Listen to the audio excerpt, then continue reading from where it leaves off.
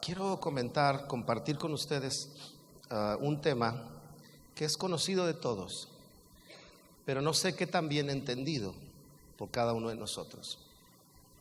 Y es, a mi modo de verlo, según la Biblia, es la columna vertebral de la dinámica de la iglesia, según así lo veo en la Escritura. Cuando Jesús encomendó a sus apóstoles o a los discípulos que después los envió, y que eso es un apóstol. Hoy en día parece que al profeta y al apóstol más parecen títulos que, y lo digo con respeto, más parecen títulos que funciones y operaciones. Y usted no debe de olvidar que los 5 ministerios no son títulos, no es para que se rinda pleitesía a nadie. Reconocemos la gracia que hay en cada hombre y mujer de Dios, pero la única gloria que damos es al Señor, ¿verdad? La única exaltación que damos es a nuestro Dios. Y entonces Jesús toma a los discípulos, y de los discípulos Él envía, y cuando hace el envío hace una dirección muy específica, y esa dirección es: vayan por todo el mundo y prediquen y enseñen. Y también dijo claramente: hagan discípulos. Ahorita lo vamos a leer. Y el Señor Jesús encarga a los que fueron sus discípulos que ellos trabajaran esa estrategia para que lo que Él había venido a hacer se continuara por los demás, ¿verdad? Y entonces es cuando encomienda a ser discípulos. El Señor nunca ha mandado a la iglesia o a los discípulos a ser adeptos, o nunca envió a la iglesia o a los discípulos a ser solamente congregantes o creyentes, sino que Él nos envió a ser discípulos. Eso es lo que el Señor nos mandó a hacer. Quiero leerles esto que publicó un amigo pastor. Me llamó mucho la atención y quiero leerlo para que usted lo medite conmigo. Dice: el creyente asiste a una iglesia, el discípulo entiende lo que es la iglesia. El creyente busca que lo alienten, el discípulo busca alentar. El creyente piensa en recibir, el discípulo piensa en dar y servir. El creyente murmura y reclama. No, eso no pasa, ¿verdad que no? El creyente murmura y reclama. El discípulo obedece y busca soluciones. El creyente lee la Biblia, el discípulo enseña la Biblia. El discípulo, es un peligro cuando el creyente enseña la Biblia, porque él enseña lo que cree, no lo que sabe. Ahorita lo voy a explicar. El creyente, lo repito, lee la Biblia. El discípulo enseña la Biblia. El creyente espera que oren por él. El discípulo ora por los demás. El creyente espera que le asignen tareas, ¿verdad? Son como los hijos que le dice su mamá: hijo, ¿por qué no lavaste los trastes? Me dijiste. ¿A poco no te oí? Espera, o sea, si ven los trastes cayéndose, ¿verdad? El creyente no los lava. Y la excusa al final es: no me dijeron. Y yo, hay que ser respetuosos. Yo no me meto con los trastes sucios. A lo mejor a mi mamá le gustan que se acumulen y yo los respeté. Bueno, son ideas que tengo, ¿verdad? El discípulo asume responsabilidades. El creyente se entrega en parte. El discípulo entrega toda su vida. Para el creyente Jesús es Salvador. Para el discípulo Jesús es todo. El creyente suma, el discípulo multiplica. El creyente es afectado por el mundo, el discípulo trastorna el mundo. El creyente espera llegar al cielo, el discípulo busca poblar el cielo. ¿Me explico? Es decir, predicando, llevando a otros a Cristo. El creyente espera un avivamiento, el discípulo es parte del avivamiento. El creyente desea, el discípulo realiza. El creyente desea, el discípulo realiza. Y termina este pensamiento diciendo: todo discípulo es creyente, pero no todo creyente es discípulo. Este pensamiento me pareció muy reflexivo porque dice unas cosas que son muy relevantes y que son realidad, usted las puede ver. La gente cree en Jesús, pero no todos van a la parte de ser discípulos del Señor. Y eso es lo que quiero compartir en esta mañana, durante este domingo. Hoy voy a hablar en esta reunión sobre lo que es ser discípulo. En el segundo culto voy a hablar sobre las características de un discípulo. Y en el tercer culto voy a hablar sobre el poder del discipulado. Esas tres aristas vamos a ver de este tema del discípulo. Así que dígale al que está a su lado: hermano, yo no solo soy creyente, yo quiero ser discípulo. Dígaselo si es su deseo.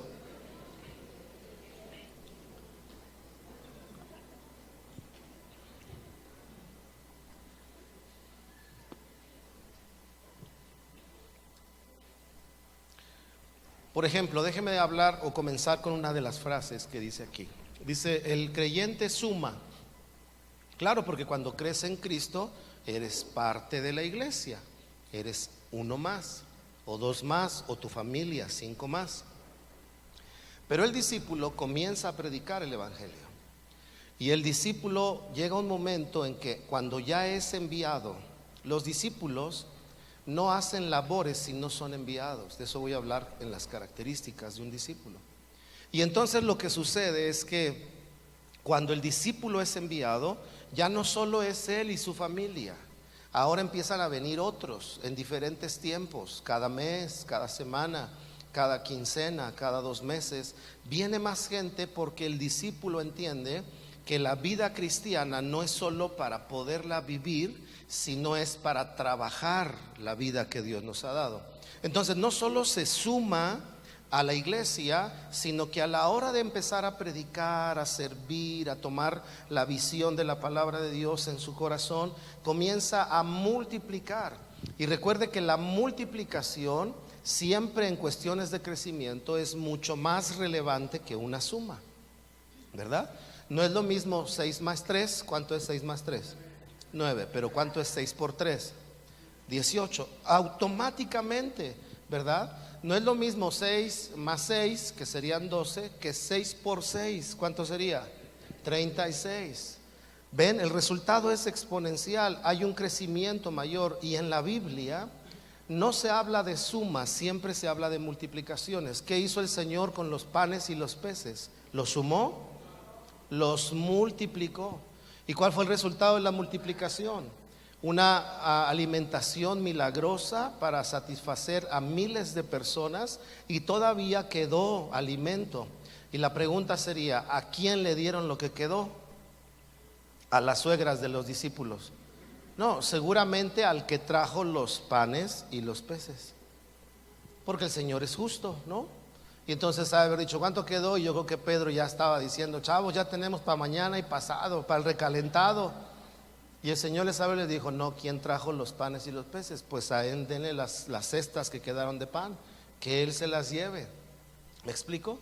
Entonces un discípulo siempre va a tener esta dinámica. Por eso miremos lo que es el discípulo.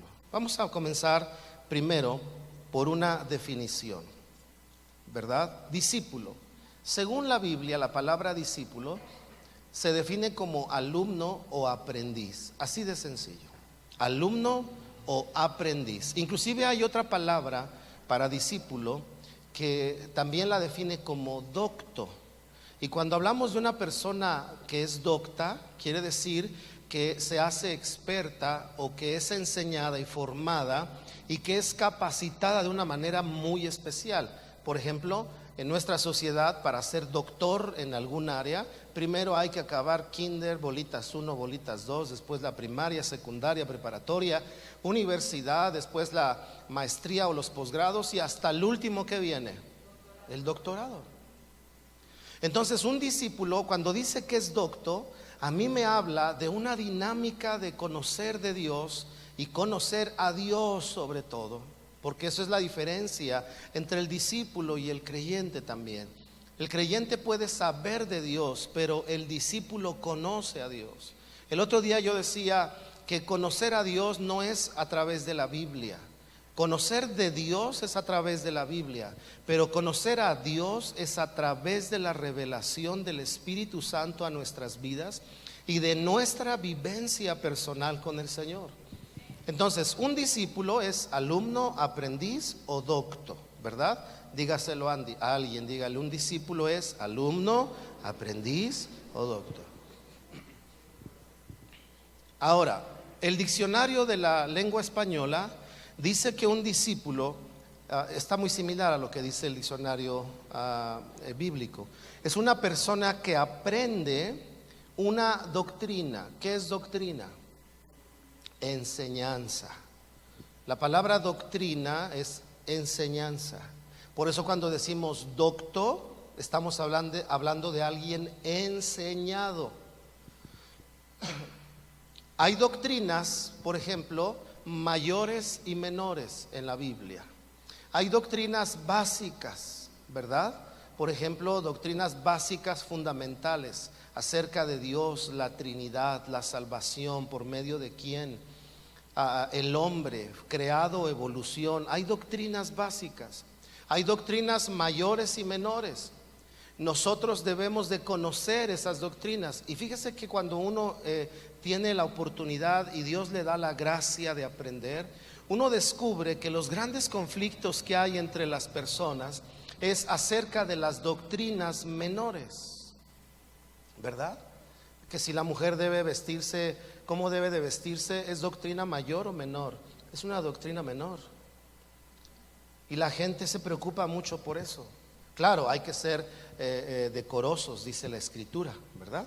Hay que vestir bien, hay que ser adecuados. Tampoco vamos a ser mundanos y a hacer cosas indebidas. Pero esa es una doctrina menor. ¿Qué día de la semana se tiene que reunir la iglesia? ¿Es una doctrina mayor o es una doctrina menor? Es menor, claro que es menor.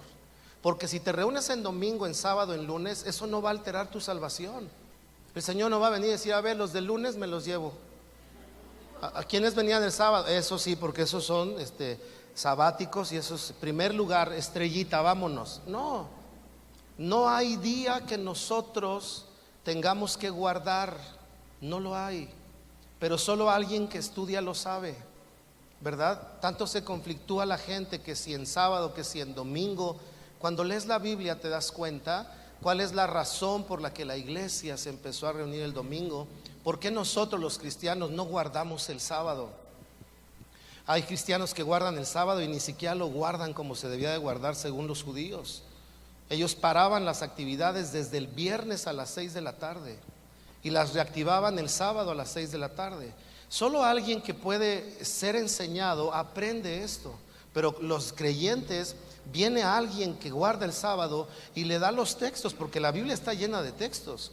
Tú lees la Escritura en el Antiguo Testamento y dice a Israel que guardar el sábado era un establecimiento, un estatuto perpetuo para Israel. Y entonces cuando un creyente escucha eso se confunde y dice, ay pastor, entonces estamos pecando porque ahí dice que era perpetuo, y entonces eso es para siempre. ¿Por qué nos reunimos en domingo? Y se les hace una telaraña en la cabeza porque no están siendo enseñados por alguien.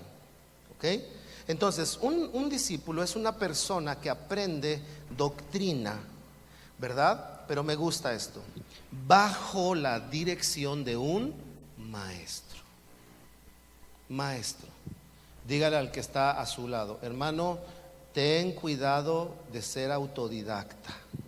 Dígaselo, dígaselo.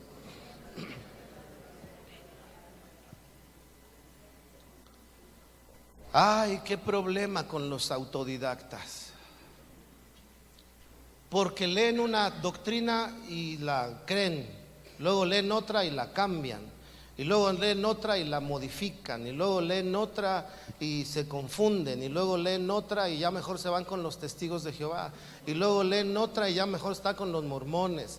No saben distinguir ni siquiera la iglesia. Hay muchos creyentes hoy que no conocen la iglesia antigua, que no saben que los evangélicos son cristianos.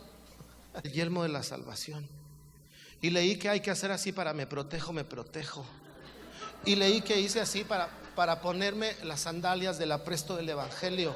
Y que antes de interceder tengo que hacer eso. ¿Tú qué dices? Estás loco.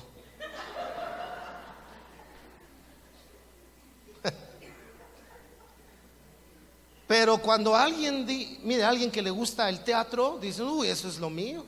Digo, el teatro de ser teatrero, no que le guste ir al teatro. No, pues eso es lo mío. Oí que cuando intercedemos hay que sacar la espada y hay que hacerle así: te reprendo, Satanás.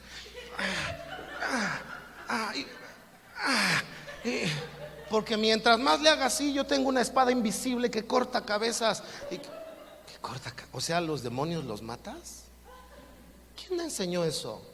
Pues es que yo leí un libro que decía cómo sacar demonios en 7 pasos. Es decir, sí quieren aprender, pero no bajo un maestro. Y se necesita un maestro. Cada vez que nosotros venimos a la iglesia, hay 2 maneras en las que usted escucha la predicación de la palabra: como creyente o como discípulo. Como creyente, no estoy de acuerdo. Como discípulo, pastor, me quedó una duda. Es muy diferente. Como creyente, en la otra iglesia, y ya para no ir tan lejos, en la católica, me dijeron que si le hago así me protejo. Entonces aquí el pastor dijo que no hay que hacer eso, pero es que eso me lo enseñó mi abuelito, creyente. Pero un discípulo escucha la palabra de Dios y dice: hermano, la Biblia dice: maldito aquel que es colgado en un madero, ¿por qué haces la señal de la cruz otra vez? ¿Verdad? Y entonces le enseñas a la gente, y el discípulo tiene dudas, pero ¿con quién va? Con el maestro o con el pastor. Pastor, tengo esta duda. Pastor, no entiendo esto. Pastor, pero si somos aprendices solitarios, hermano, eso no es bueno. Dígale al que está a su lado: no es bueno aprender sin estar bajo un maestro. Dígaselo.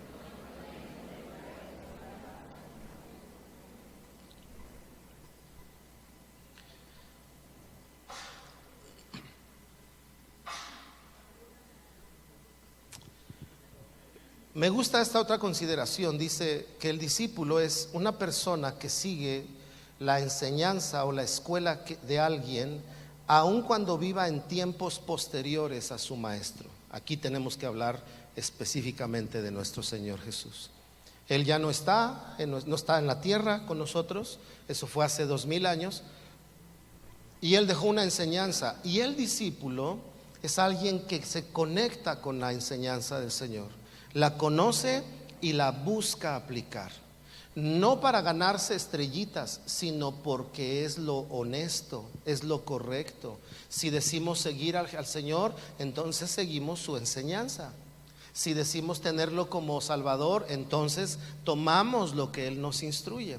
Un discípulo es alguien entonces que aprende, número 1, pero bajo el cuidado y la supervisión de otro. Por eso decía yo que cada vez que usted venga a las reuniones, usted debe de tener claro en qué condición viene a la iglesia: como asistente, como congregante, como creyente o como discípulo. Porque si es como discípulo, cuando escucha la enseñanza, se va a su casa y la sigue meditando y empieza a preguntarse: ¿cómo puedo aplicar lo que aprendí hoy?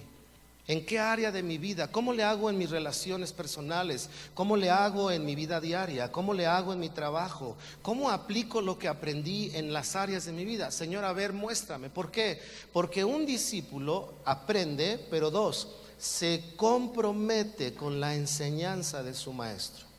Y no estoy hablando de mí, estoy hablando de la enseñanza de la Biblia. Pero es importante que entonces, cuando nosotros oímos, estemos claros en cómo estamos conectados con la palabra del Señor. Eso es muy importante. Esa es la definición. Pero ahora voy a decirle algunas cosas de lo que es el discipulado. Por ejemplo, el discipulado, vamos a leer lo que dice Mateo 28. Usted debe de conocer este pasaje, se lo enseñan a la iglesia cuando se trata de evangelismo. Id por todo el mundo y predicad el evangelio a todas las naciones, bautizándolos en el nombre del Padre, del Hijo y del Espíritu Santo. Ese es Mateo 28, 16, ¿verdad? 19, perdón. Voy a leer desde el 16. Pero los 11 discípulos se fueron a Galilea, al monte donde Jesús les había ordenado. Y cuando le vieron, le adoraron, pero algunos dudaban. Fíjese si entre los discípulos todavía dudaban. Imagínense los congregantes.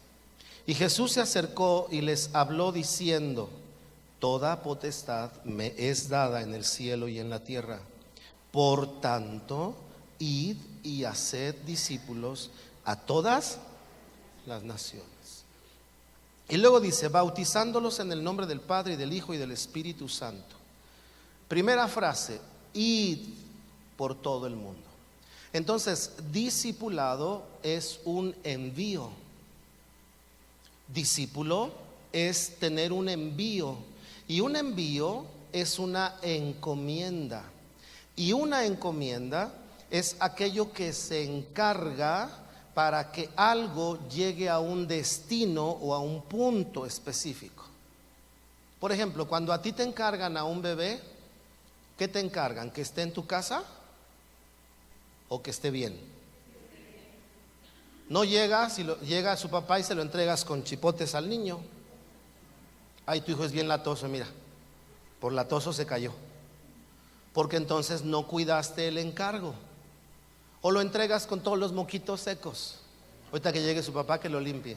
No, si te lo encargaron es porque si tú lo veías sucio, lo debías de ¿qué? De cuidar, ¿verdad? O si te lo encargaron, no lo entregas con el pañal sucio. Oye, como ya son las 7, como desde la 1 empezó a oler raro. O sea, 6 horas con el pañal, el chiquito. ¿Eso sería cuidar el encargo? No. Un encargo es llevar a cierto punto algo. Entonces entendemos que un discípulo o el discípulo es una persona enviada. Es decir, es una persona con un encargo. Es decir, es una persona que debe de saber hacia dónde va, hacia dónde debe de llevar lo que hace. En la clase de servidores ayer les decía: hermanos queridos, servir a Dios no es estar lleno de acciones y de hacer cosas. Eso no es servir a Dios. Servir a Dios es construir su propósito. Eso es servir a Dios. Porque si no, la palabra de Dios enseña de esta manera y lo dice: si Jehová no edificare la casa, en vano, ¿qué dice? Trabajan los edificadores. Si nosotros solo hacemos actividades y tenemos lo que sea, hermano, podemos hacer, pero no sabemos a dónde estamos dirigiéndonos, entonces no estamos cuidando un encargo. ¿Me explico? El discípulo sabe a dónde. Ahora, déjeme hablar un poco de este asunto. Cuando Jesús les encarga a sus apóstoles que hagan discípulos, además de los que Él tuvo en el tiempo que estuvo en la tierra, Él les estaba encargando algo. ¿Qué les encargó? Id por todo el mundo y predicad ¿qué? El evangelio. Les encargó algo específico: que el mensaje del evangelio llegue a las personas. Y luego les encargó algo. ¿Por qué? Porque si el mensaje llega, van a creer, pero a la hora que crean van a obedecer a la fe y se van a bautizar. Y cuando obedezcan a la fe, entonces instruyanlos, enseñándoles las cosas, dice más adelante, que yo les he mandado a ustedes. Les estaba hablando claramente de a dónde llevar el mensaje del evangelio. Vea esto: el evangelio son las buenas nuevas en Cristo Jesús, ¿verdad? Y yo, hermanos, personalmente, yo de manera personal digo, doy gloria a Dios y agradezco tanto a Dios que aún con nuestras imperfectas maneras de predicar el evangelio, Dios sigue salvando a las personas, ¿verdad? Porque a veces predicamos de maneras medio raras, ¿verdad? Medio incompletas, medio equivocadas, ¿verdad? Y decimos, bueno, si quieres ser salvo tienes que ser bueno. Y entonces, como quiera, la gente busca ser bueno, pero creyendo en Jesucristo, y el Señor salva personas. Pero Jesús decía, el evangelio llegará. El evangelio implicaba las buenas nuevas. ¿Cuáles eran las buenas nuevas? la reconciliación del mundo con Dios por medio de Jesucristo, la reconciliación y el perdón de los pecados, ¿verdad? Porque la paga del pecado, ¿qué sería? La muerte. Entonces las buenas nuevas es, ya no hay muerte a los que están en Cristo Jesús. Por eso Pablo escribe, ninguna condenación hay para los que están en ¿quién?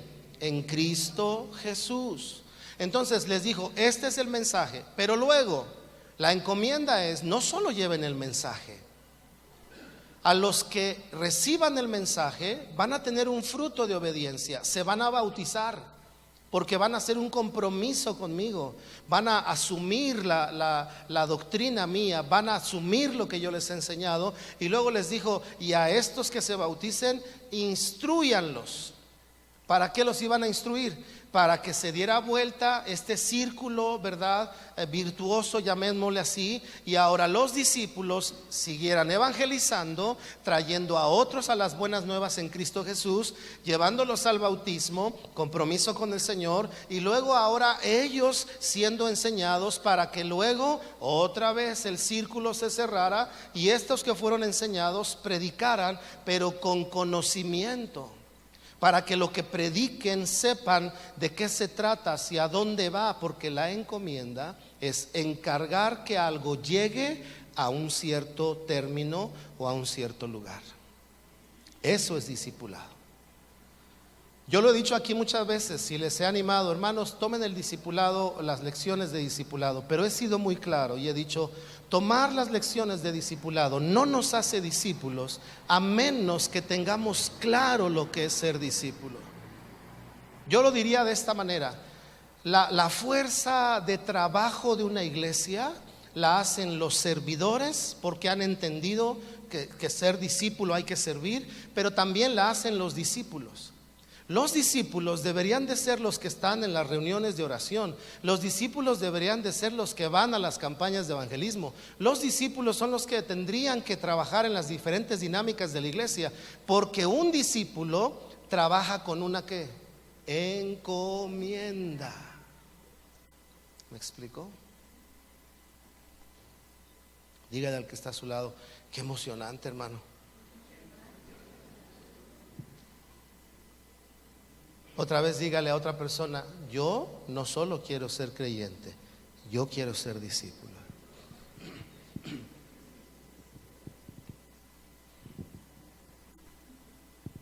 A mí me preocupa cuando la gente, por ejemplo, yo tenía algunos discípulos y les digo, ¿por qué no te sientas a escuchar lo que hablo? Y luego andas hablando barbaridad y media. Y me enoja. O sea, la gente que es discípula cercana a mí, hermano, híjole.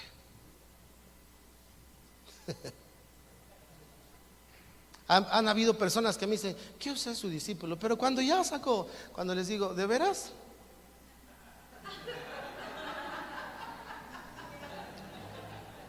No, como que Dios me habló, que me dijo que era demasiado rápido. Perdone más.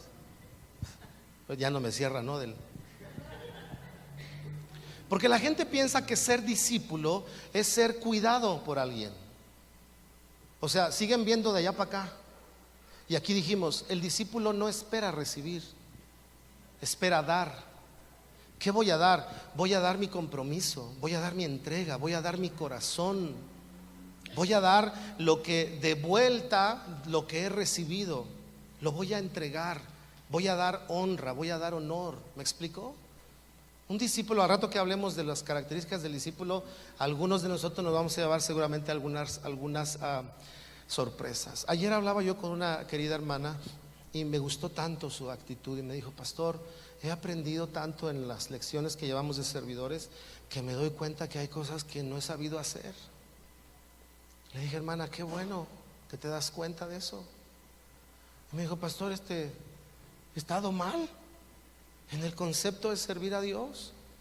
Y le dije, hermana, para eso es la enseñanza. La palabra doctrina, ¿sabe que tiene la misma raíz que la palabra doctor? Es la misma raíz. Y entonces la palabra doctrina, que tiene la raíz en la palabra doctor, nos da luz un poco para qué es la doctrina. ¿De qué se encargan los doctores? ¿De enfermar a la gente? De cuidar su salud. Para eso es la doctrina, para cuidar nuestra salud. Hermanos, ¿cuántas cosas no he visto a lo largo de estos 40 años? ¿Verdad? He visto a gente que hace algunos años, hace unos 25 años, 30 años, se surgieron ciertos movimientos dentro de la iglesia con esto del bautismo del Espíritu que es bíblico, pero luego empezaron a venir otras cosas. Yo no sé si ustedes escucharon de eso, y empezaron a decir, bueno, es que la Biblia dice que nosotros clamemos con gemidos indecibles, ¿verdad? Entonces decían, tienes que gemir como el ciervo brama por las corrientes de las aguas. Así que en esta hora le pido al Espíritu Santo que empiece a venir un gemir como animal para que tú... Y ahí estaba la iglesia gimiendo como animales. Yo decía, Señor. Y luego dice el apóstol Pablo, queridos discípulos, por quienes vuelvo a sufrir dolores de parto, ¿verdad? Y le pido a Dios que en esta hora sientas un dolor de parto. ¡Ay! ¡Ah! Yo decía, Señor. Luego vino la doctrina, se hizo doctrina malamente. No hay doctrina de liberación. La Biblia habla de la doctrina de demonios. Pero entonces la gente ha hecho doctrina de la prosperidad, doctrina de liberación. Claro, hay una enseñanza bíblica de la autoridad que tenemos en Cristo. Pero como se empezó a hacer toda una doctrina, empezaron a decir, bueno, y ahora vamos a liberar, y que salga por espuma, y que salga por eruptos, y que salga por vómito, y que salga por estornudos, y que salga, lo voy a decir con todo respeto donde estoy, y que salga por defecar. Y así que en el nombre de Jesús, ya estaba la gente vomitando. Y yo ahí diciendo, ¿verdad? Yo decía, si así son de creyentes, a ver, y eres salvo, ve y vende tu casa y tráela a la iglesia. A ver, ¿quién hace eso? Ah, pero si dicen, no, que así van a salir, hermano, eso no está bien. Yo dirigí encuentros. ¿Han escuchado los encuentros? Encuentros cercanos del tercer tipo, ¿lo has oído? Para los que no sabían, yo dirigí encuentros. Y la iglesia con el pastor Víctor lleva a cabo encuentros, pero han quitado varias cosas del diseño de los encuentros, porque uno de ellos es provocar estas cosas, con lo que yo no estoy de acuerdo, porque la Biblia no me enseña que Jesús provocara. A ver, Él no llegó y dijo, cuando pase, le dicen a los endemoniados que ahí voy, que ahí voy, y me los alborotan, para que cuando yo pase sientan que ya llegué y empiecen a gritar, y entonces yo les ordene que se vayan a un hato de cerdos. ¿Hizo eso Jesús? No, Jesús iba caminando y los endemoniados, ¿verdad? O el endemoniado empezó a gritar y empezó a decir voces y empezar a vociferar, y entonces Jesús lo reprende al demonio o los demonios que estaban dentro de sí. Entonces yo sí creo en las expresiones de opresiones demoníacas, claro que lo creo. He ministrado gente, hemos hablado con personas. El otro día estábamos aquí, llegó una persona y me dijo, pastor, es que me dijeron que mi esposo necesita liberación. Y yo dije, ay padre, ya me iba, pero bueno, está bien, a ver, pásale. Y empiezo a hablar con él. Dije, a ver, dime. Dije, no, sí, a lo mejor ahorita aquí se va a alocar Dije, a ver, serénate, ¿qué tienes? Y empecé a hablar, ya conoce la Biblia. Le dije, tú no necesitas liberación. Le dije, ¿de qué sirve que te liberen si vas a seguir haciendo lo mismo siempre? Y tú lo que necesitas es comprometerte con Dios. Y la liberación va a venir a tu vida. Jesús lo dijo, si conocen mi palabra y la guardan, serán mis discípulos, ¿verdad? Y si conocen mi palabra y la guardan, serán verdaderamente libres. Pero hoy la gente busca liberación para evadir sus responsabilidades. Ya me metí a este tema de la liberación, pero ¿por qué? Porque la gente toma doctrinas de todo tipo, ¿verdad? Y empiezan a ser dioses de ciertas cosas. Todos ellos, lo que está pasando es que no están cuidando su discipulado en la palabra de Dios. ¿Creemos en liberación? Sí, creemos en la liberación. ¿Creemos en los 5 ministerios? Claro que creemos, porque está en la Biblia. ¿Creemos en los dones del Espíritu? Claro que creemos en los dones del Espíritu. ¿Hay liberación cuando estamos aquí ministrando? Claro, hermanos. Algunos piensan que no hay liberación porque no hay gente que se caiga. Ese es un gran error. La liberación no son las manifestaciones, la liberación es la obra interna en la vida de los corazones. ¿Me explico? Si quisiera yo alborotar liberaciones, hermano, sé hacerlo. Claro que lo sé hacer, porque lo hice. Hasta que me arrepentí y dije, Señor, perdóname por hacer tanto show. Perdóname, Señor. ¿Verdad? Yo veía gente que estaban liberando endemoniados y hasta le hacían así con Dios. Y decía, mira cómo le hago. De veras, esto es serio. O sea, mira cómo la unción de Dios lo hace al que el demonio. Y la pobre gente, y decía, quita la mano. Vamos a orar por él, déjate de payasadas. Porque eso es llamar la atención al que está ministrando. ¿No es cierto? Y en el nombre de Jesús y puros gritos. Y yo les he enseñado, no griten, tranquilos. Vayan con la gente. Primero, cuando alguien se caiga, primero cerciórese de que esté bien. Ya me metí a este tema, déjenme hablarles tantito. Un día llegué a la iglesia aquí, porque al principio dirigía o predicaba en la iglesia con el pastor Víctor y luego me venía. Y llegué y estaba la alabanza, y cuando entré a la alabanza estaba administrando a alguien en una oficina. Me dijeron, es que alguien se cayó en la alabanza y ok, entonces ya prediqué, acabé de predicar y seguían en la oficina 2 horas ahí. ¿A cuánto les ha pasado estar ministrando en liberación y se te van las horas y no sale? Ya no se deja. ¿A cuánto les pasó? Sean honestos. ¿No? Un día los voy a invitar para que. Entonces terminó y les dije, ¿qué pasó? Todavía no, pastor. A ver, déjenme, mira, a ver. Ya me meto, toco la puerta, ¿me dan permiso? Sí, me acerco, ¿verdad? La muchacha sí. Y le digo, oye, abre los ojos. Los tenía cerrados. Abre los ojos, los abre. Y dije, endemoniada no está, porque me hizo caso. O sea, tú le dices a una endemoniada, abre los ojos, los cierra más. Rebeldes. ¿Qué tienes? Siento mucho frío. Estás en el piso.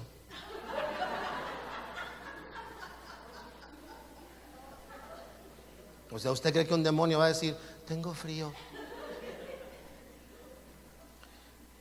Volteo a ver a los hermanos. ¿Ya llamaron a un doctor? Sí, llámenlo, por favor. ¿Desayunaste? ¿Estás en presiones? Llega el médico, ¿qué tiene, hermano? ¿Por qué tiene la mano así? Se le bajó el potasio, pastor. Y eso hace que se contracturen los músculos. Tráiganle un plátano, por favor, para que. Y ahí viene el plátano liberador.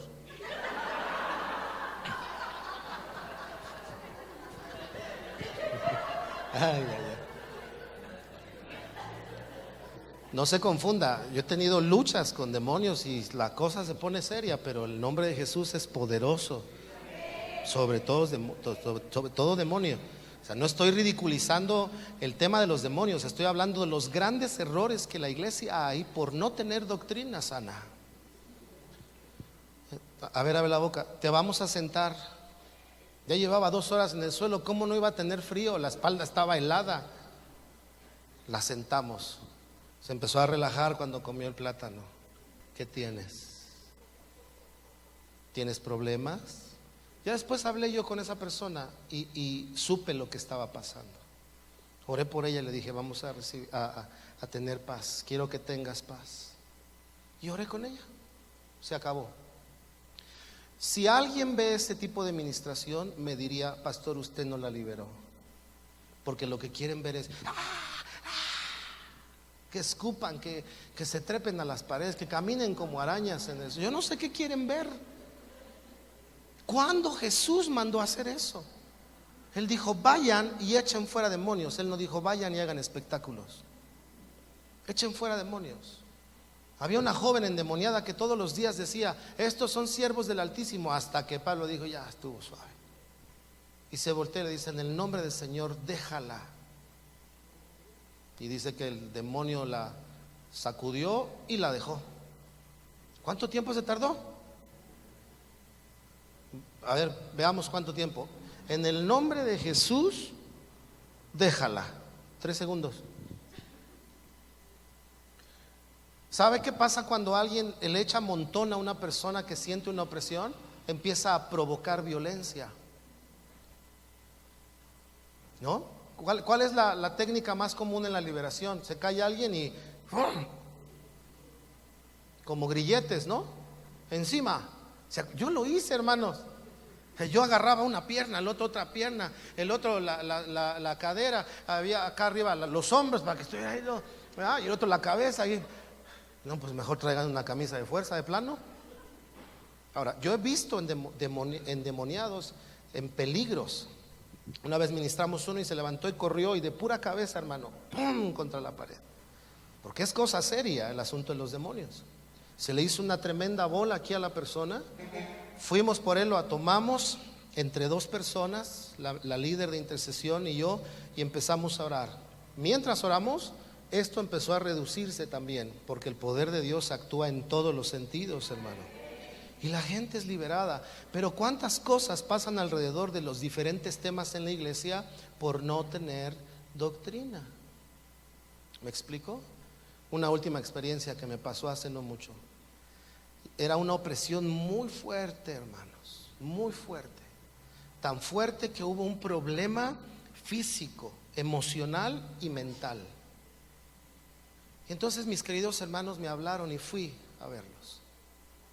Cuando llegué, me acerqué y abracé a su familiar y empecé a orar en lenguas. Señor, ¿qué está pasando aquí? Y estuve orando en lenguas como unos 5 o 10 minutos. Y luego empecé a orar por él y el Señor me llevó. Ora por libertad en su mente. No podía hablar.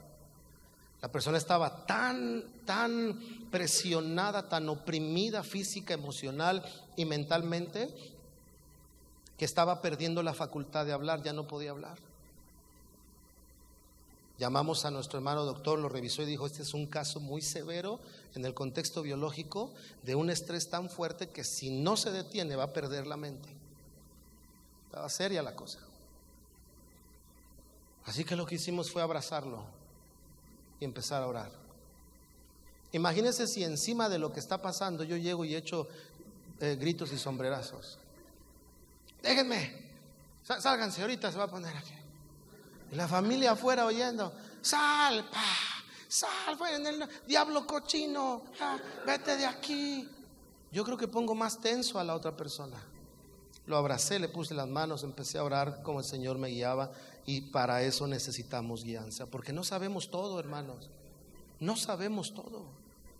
Pero cuando tenemos enseñanza, tenemos una base para aprender. ¿Me explico? Bueno, ya les hablé un poquito de ese tema. Ni siquiera es enseñanza, solo fue un comentario. Quiero cerrar diciéndole 2 cosas más.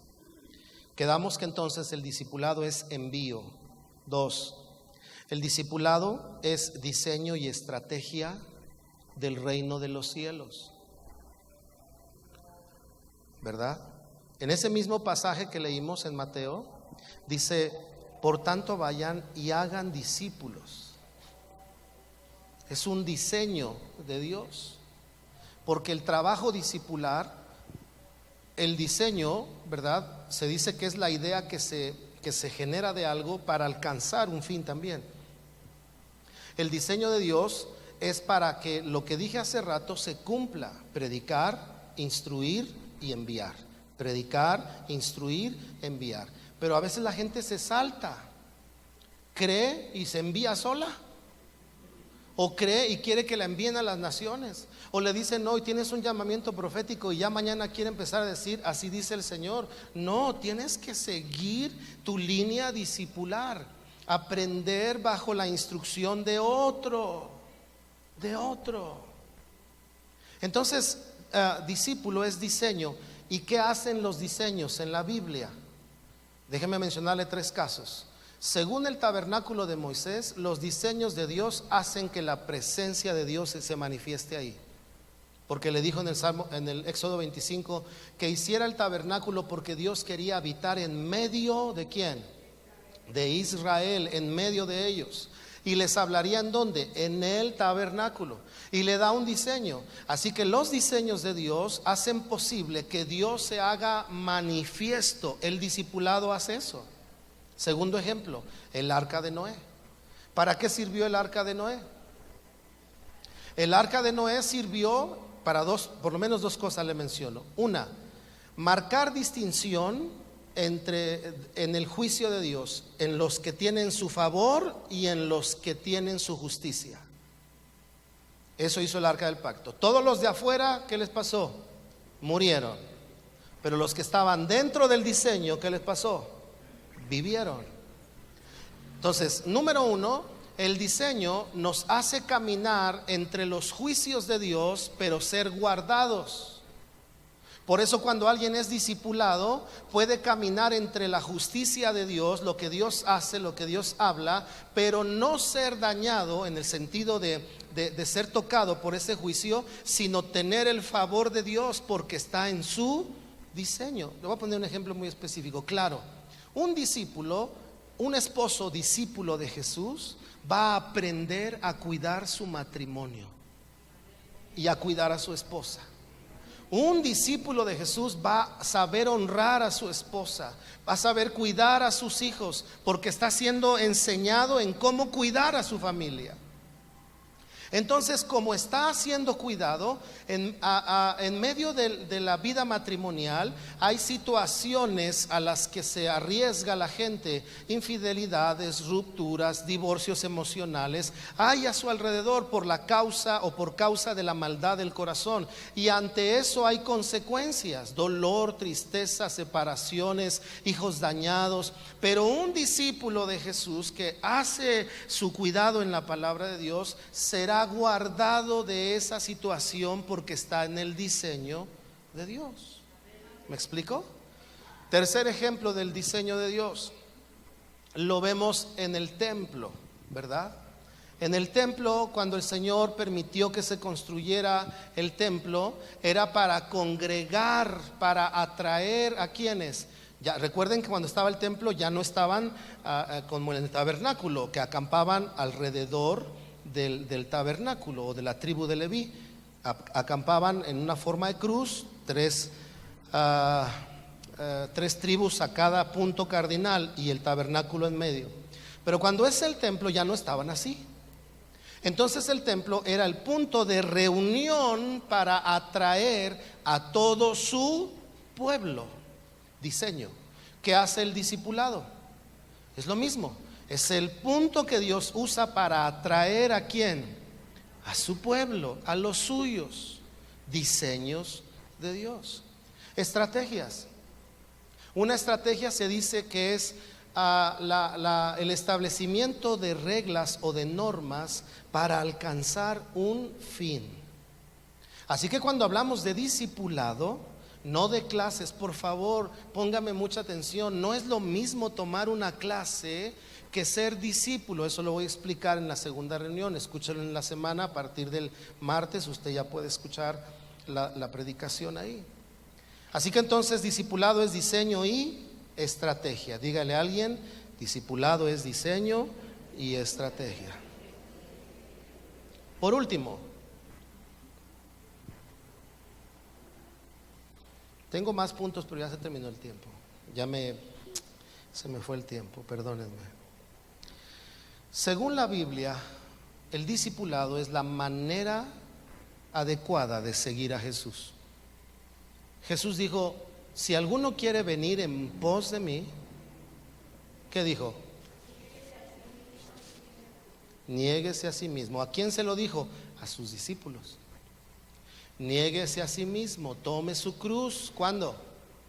Cada día. Y sígame. Es decir, que en la relación discipular, el discipulado es aprender a seguir a Jesús de la manera correcta. De la manera correcta. No solo por lo que nos da, sino por lo que nosotros debemos hacer. ¿Qué debemos hacer? Cuando Jesús dijo, ¿quieres seguirme? Muy bien, esto es lo que tú tienes que hacer. Niégate a ti mismo, toma tu cruz cada día y entonces sígueme. Porque la vida cristiana tiene diferentes tendencias. ¿Por qué? Porque si es discípulo, sabe cómo seguir a Jesús según la Biblia. Pero si no es aprendiz de la palabra de Dios a través del cuidado de alguien, entonces el problema es que sigue al Señor como quiere, como dice, como Dios le da a entender, ¿verdad? Así que, queridos hermanos, este mensaje tiene la finalidad de hacer un llamado a todos nosotros, con el entendimiento de que Jesús no te salvó solo para que seas congregante de una iglesia o seas parte de la iglesia universal del Señor. El Señor te alcanzó, y según su palabra, para que seas discípulo suyo. Si usted no está registrado en las clases, ¿verdad?, de discipulado, hágalo. Si usted ya terminó el curso de discipulado, recuerde que estamos ya por arrancar las clases que personalmente voy a empezar a dar sobre la Biblia, y solo podrán entrar los que ya cursaron discipulado, ¿verdad? Ahí vamos a tener unos tiempos muy buenos y muy ricos, además de los que han tenido en sus clases de discipulado. Bien, quiero orar en esta mañana.